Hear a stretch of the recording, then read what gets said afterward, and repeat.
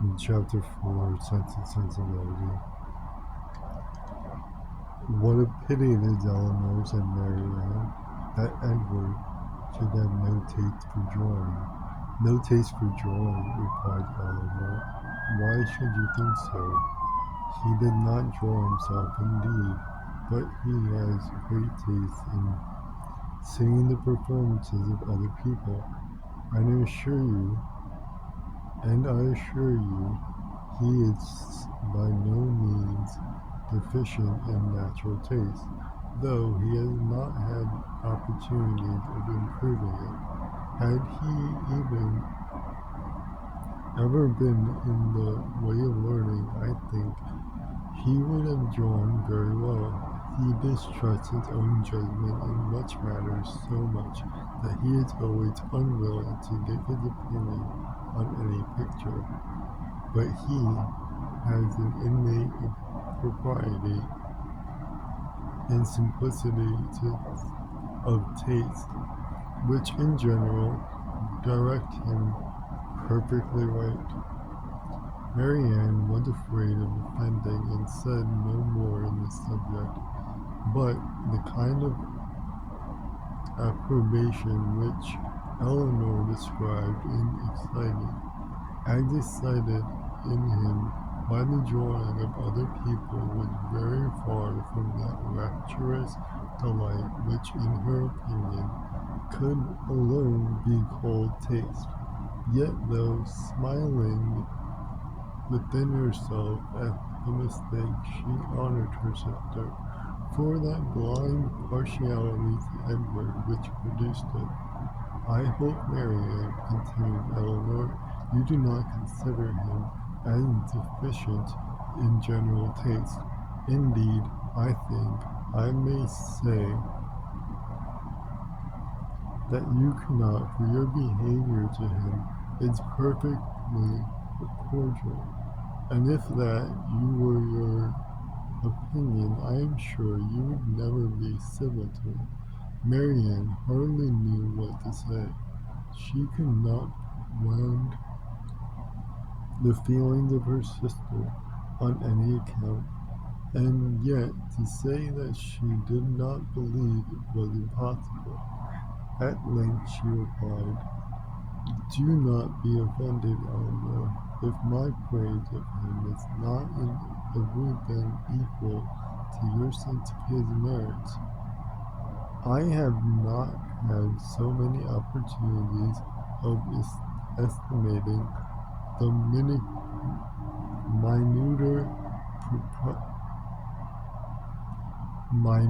propensities of his mind, his inclinations, and distastes, as you have, but I have the highest opinion in the world of his goodness and sense. I think him everything that is worthy and amiable. I am sure, replied Eleanor with a smile. This is that his dearest friends could not be dissatisfied with such commendation as that. I do not perceive how you could express yourself more warmly. Marianne has rejoiced to find her sister so easily pleased of his sense and his goodness, continued Eleanor.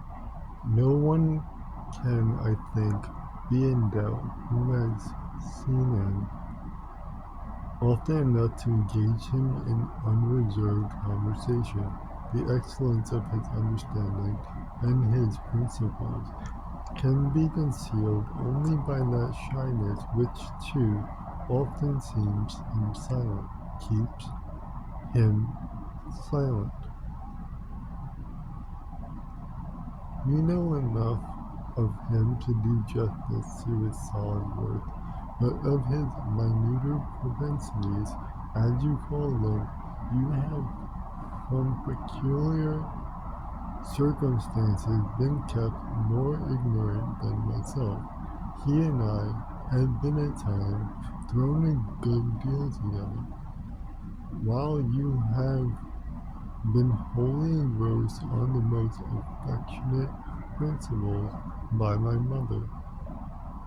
I have seen a great deal of him, have studied his sentiments, and heard his opinions on subjects of literature, but taste,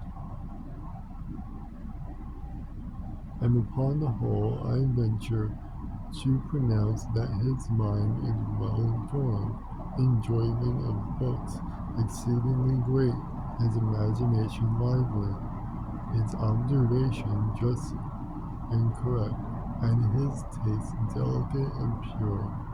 His abilities in every respect improve as much upon acquaintance as his manners and person.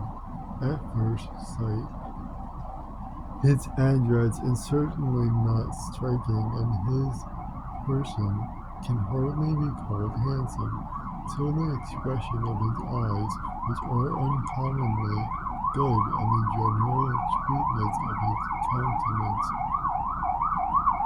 is perceived. At present, I know him so well, and I think him really handsome, or at least almost so. What say you, Marianne? I shall very soon think him handsome, Eleanor, if I do not know now. When you tell me to love him as a brother, I shall no more see imperfection in his face than I now do in his heart. I do not attempt to deny, said she, that I think very highly of him, that I greatly esteem, that I like him. Marianne here burst forth into indignation. Esteem him, like him, cold-hearted Eleanor, oh, worse than cold-hearted, ashamed of being otherwise. Use those words again, and I will leave the room this moment. I'm taking a break.